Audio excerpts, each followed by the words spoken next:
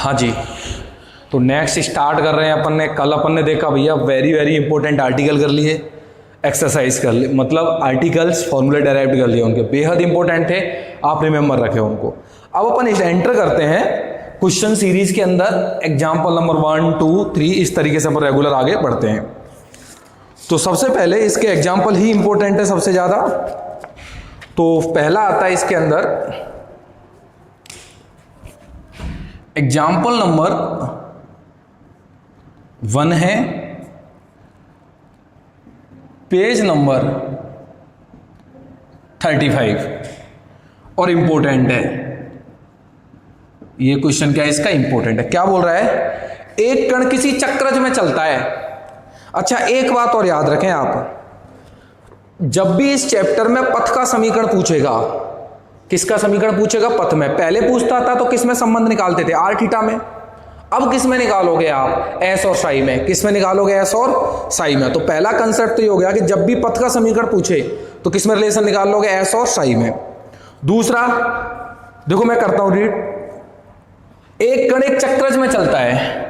अब चक्रज में चलता है तो चक्रज की नए समीकरण तो मैं लिखूंगा, हम जानते हैं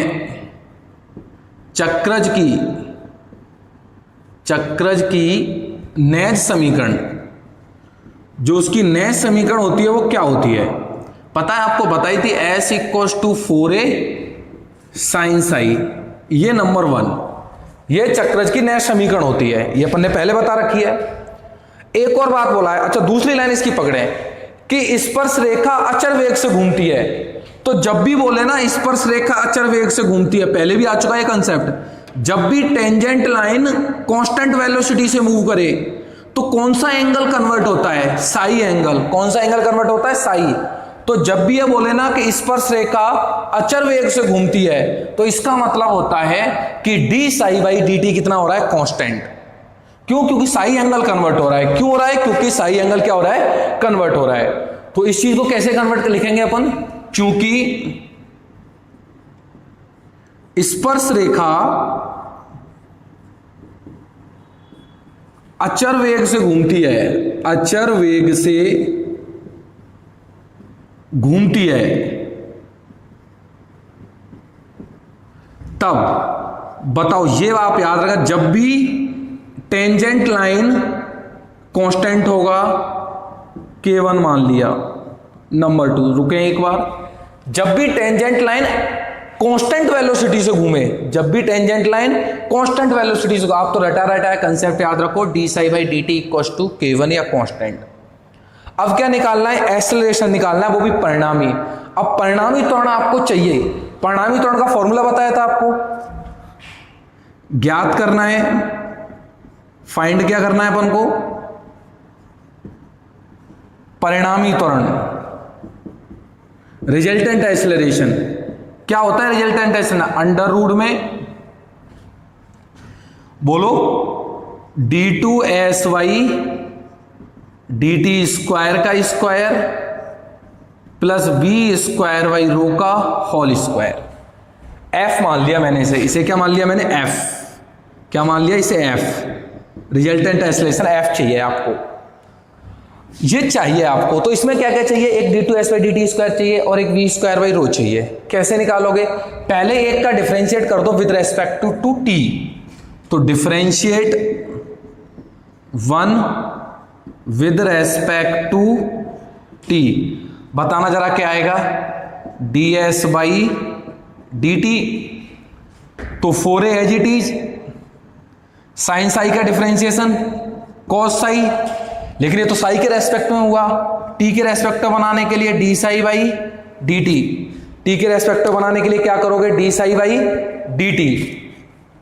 अगले स्टेप में D psi by D T का मान पता है K1, तो रख दो वैल्यू, तो कितना हो जाएगा? 4a cos साई और K1। तो हेयर इज K1, तो आगे लिख देता हूं मैं इसे 4a K1। ये ds/dt की वैल्यू आ गई। और आपको पता नहीं है ds/dt ही v होता है, वेलोसिटी ds/dt क्या होता है? v होता है। तो ये नंबर आ गया 3। अब d2s/dt स्क्वायर चाहिए तो एक बार और डिफरेंशिएट कर दो। अगेन डिफरेंशिएट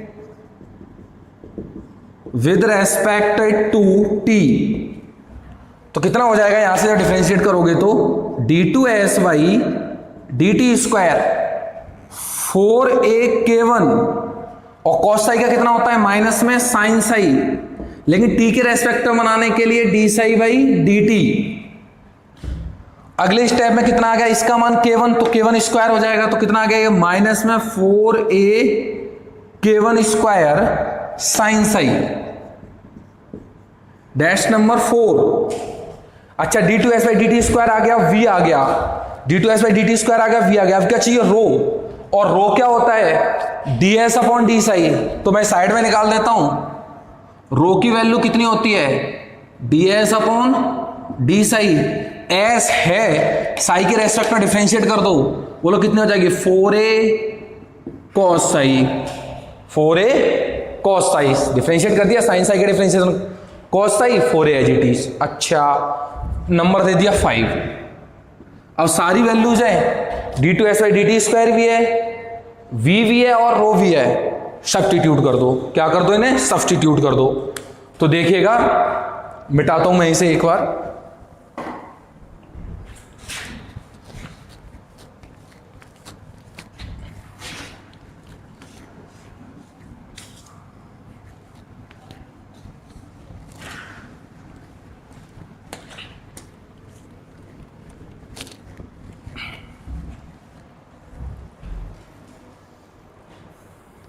तब परिणामी त्वरण resultant acceleration f under root में, अब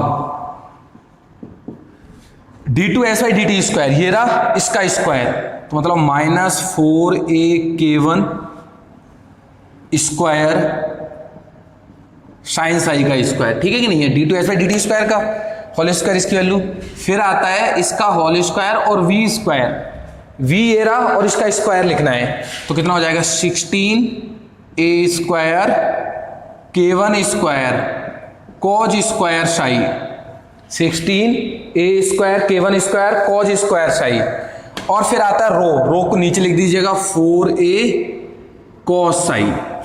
थोड़ा सॉल्व करते हैं इसे, f is equal to under root में, देखो 16a स्क्वायर k1 की power 4, here is sine square psi, plus देखो 4 से ये 4 16 कट जाएगा, 4 का वर्ग 16 बाहर, a से एक कट जाएगा, a का स्क्वायर बाहर, k1 स्क्वायर है तो कितना आ जाएगा k1 की पावर होल 4, और एक कॉस साई से कॉज कट जाएगा, कॉज का स्क्वायर कितना हो जाएगा कॉज स्क्वायर साई।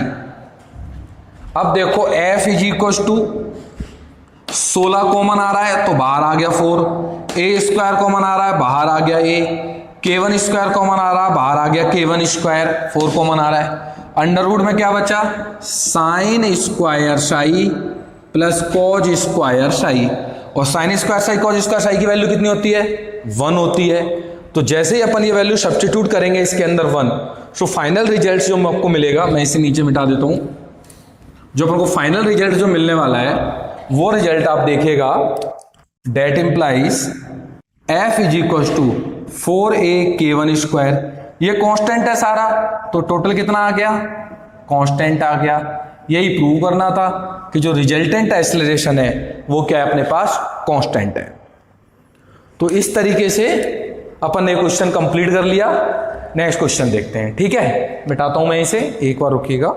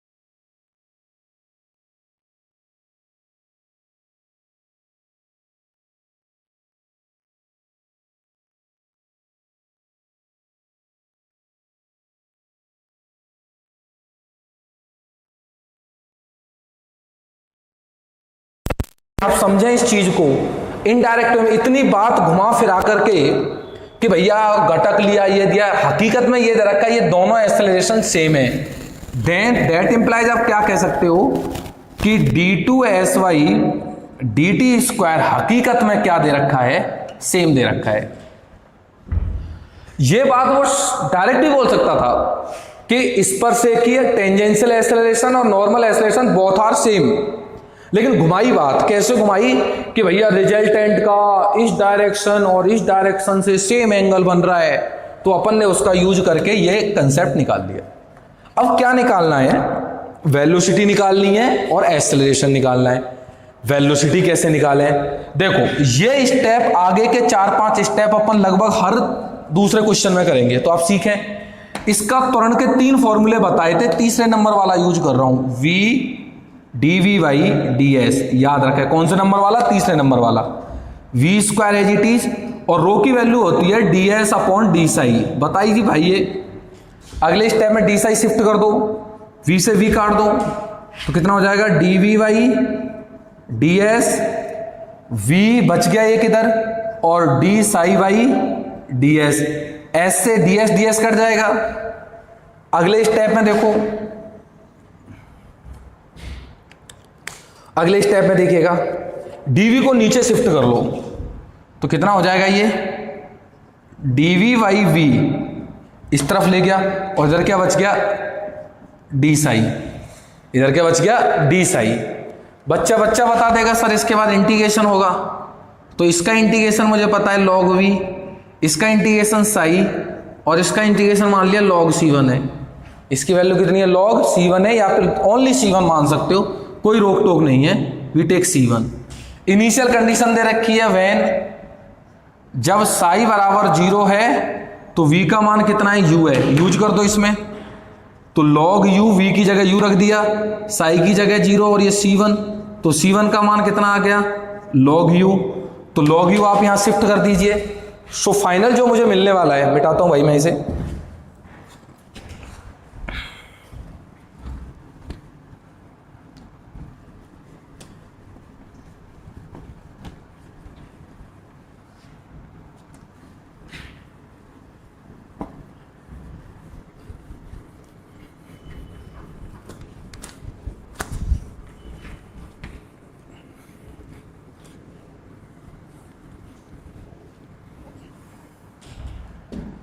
ठीक है।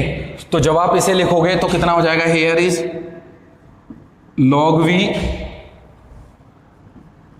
साई और c1 का मान log u, इसको इधर शिफ्ट कर दो तो log v बाई u हो जाएगा ये इक्वल टू साई, ठीक है कि नहीं है। और अगले स्टेप में ये e इसको अपने सर पे बैठा लेगा, तो अगले स्टेप में कितना हो जाएगा v बाई u e की पावर साई, यहां से v का मान कितना आ जाएगा u e की पावर साई। यही निकालना था, हकीकत में यही निकालना था कि v बराबर क्या होगा u e की पावर साई होगा। अच्छा जस्ट 1 मिनट यार, ये तो आ गया मेरे पास, चलिए वेलोसिटी आ गई। अब मुझे क्या निकालना है, एक्सेलरेशन निकालना है। क्या निकालना है, इसका एक्सेलरेशन निकालना है। किस तरीके से निकालूंगा वो आप और देखें, छोटा सा प्रोसेस कि भैया इसका एक्सेलरेशन कैसे आएगा। एक्सेलरेशन का आपको फॉर्मूला पता है कि नहीं, बिल्कुल पता है। क्या होता है, परिणामी त्वरण resultant acceleration under root of, ठीक है कि नहीं है, under root of d2sy dt square का स्क्वायर, d2sy dt स्क्वायर का whole square plus v square by rho का स्क्वायर अंडर रूट में। लेकिन ये तो सेम था ना, दोनों ये दोनों सेम थे, तो इसकी जगह क्या ले सकता हूं मैं, v स्क्वायर बाई रो का square plus v square by rho का स्क्वायर, तो एक और एक 2 हो जाएंगे, तो बचेगा कितना अंडर रूट 2 बचेगा और v स्क्वायर बाई रो बचेगा। अच्छा v कितना है निकाल लिया है आपने, तो इसका स्क्वायर, तो देखो अंडर रूट 2 v स्क्वायर मतलब u स्क्वायर e की पावर 2 सही, u स्क्वायर e की पावर 2 सही, और नीचे आता है रो, रो का मतलब क्या होता है, ds अपॉन डी साई। इसका डिफरेंशिएट कर दो साई के रेस्पेक्ट में, तो c एज इट इज, ठीक है। और टेन साई का डिफरेंशिएशन क्या होता है, sec square psi. So final result कितना मिलेगा, √2 आ रहा है, नीचे c बच रहा है, u स्क्वायर बच रहा है, e की पावर 2 साई आ रहा है, और 1 अपॉन सेक स्क्वायर साई किसके बराबर होता है, कॉज स्क्वायर साई के बराबर।